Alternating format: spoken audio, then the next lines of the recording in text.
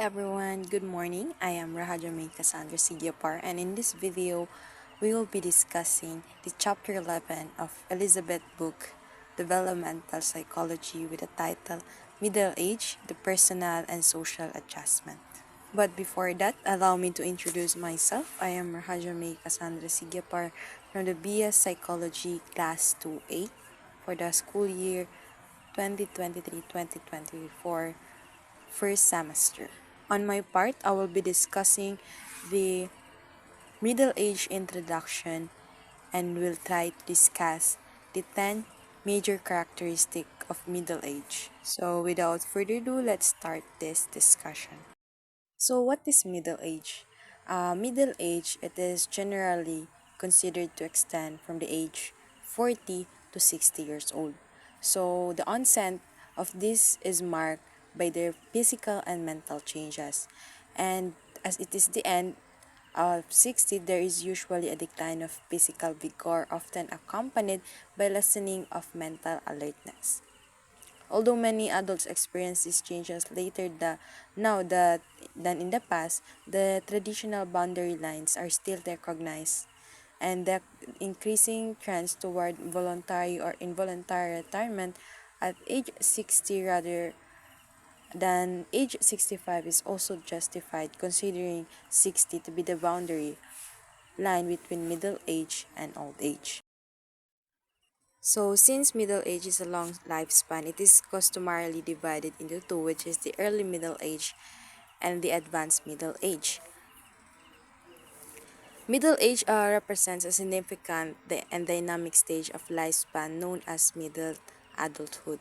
So typically it spans from 40 to 60 years old, and this phase is marked by a combination of biological, psychological, and social changes.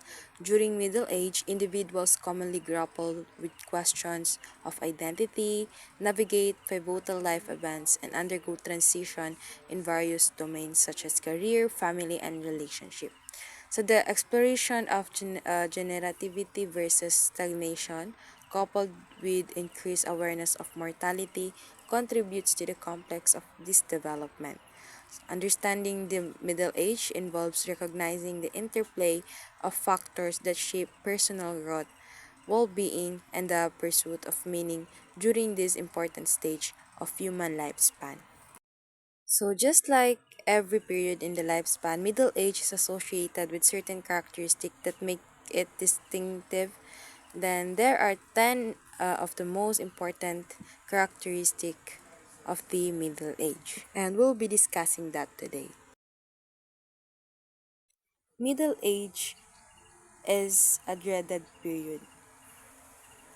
It is a dreaded period, or isa sa mga kinakatakutan, because it is recognized that next to old age, it is the most dreaded period in the total lifespan, and the adult will not admit that they have reached until the calendar and the mirror force them to accept to do so. So there are many unfavorable stereotypes about middle-aged people and traditional beliefs concerning the mental and physiological deterioration that are the symptoms accompanying the cessation of the reproductive life, and the emphasis of the importance of youth as compared with the reverence for age, and also the cultural influence also happens. So this influence the adult's attitude unfavorably as they are approaching the middle adulthood period in their life.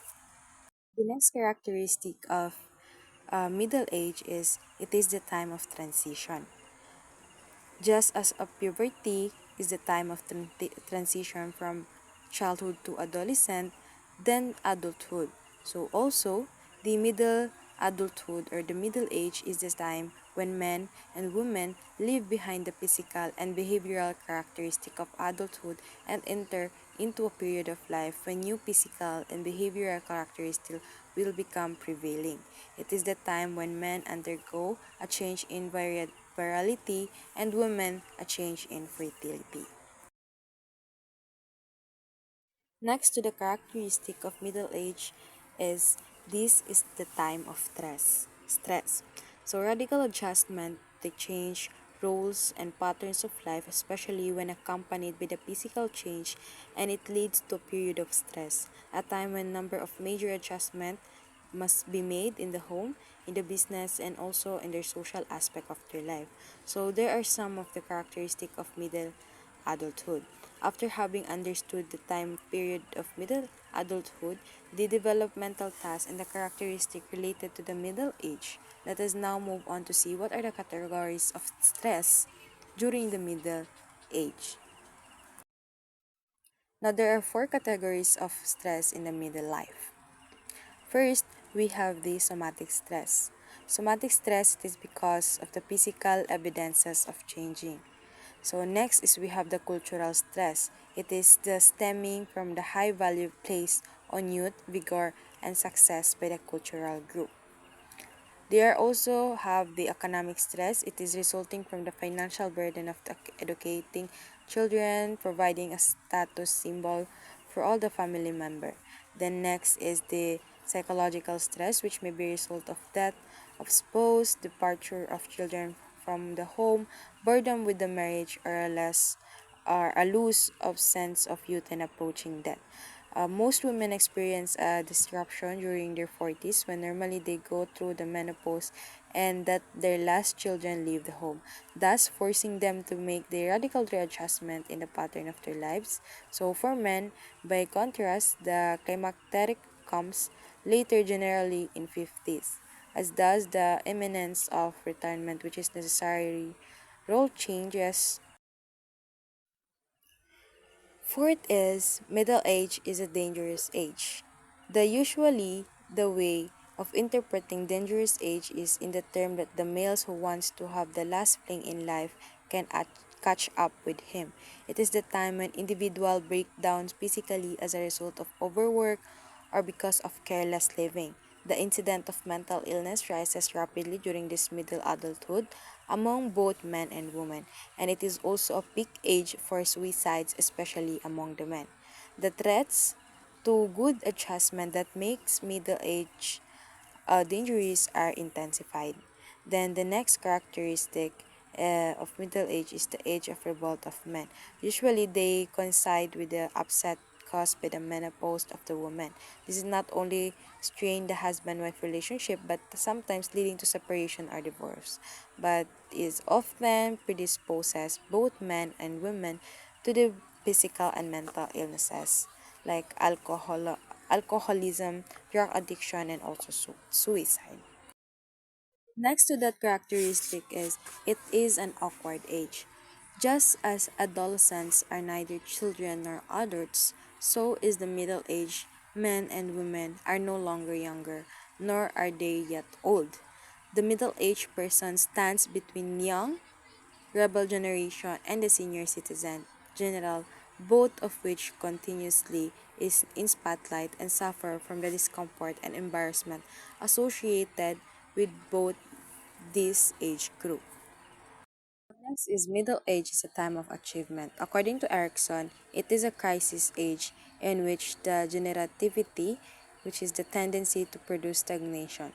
So stagnation means the tendency to stand still will dominate. People either become more and more successful or they will become still stand still and accomplish nothing more. If middle-aged people have a strong desire to succeed, they will reach their peak at this time and reap the benefit of the years of preparation and hard work that preceded it. Women, like men who have worked throughout the years of early adulthood, generally reach their peak during the Middle Age. However, this peak until very recently was far below than that of the males. Women who spent their early adulthood in homemaking and they entered the vocational world after their children were grown and on their own, they find forced to reach the peak in the middle adulthood because the employers regards them as too old to work, diba? So as they approach the 60s.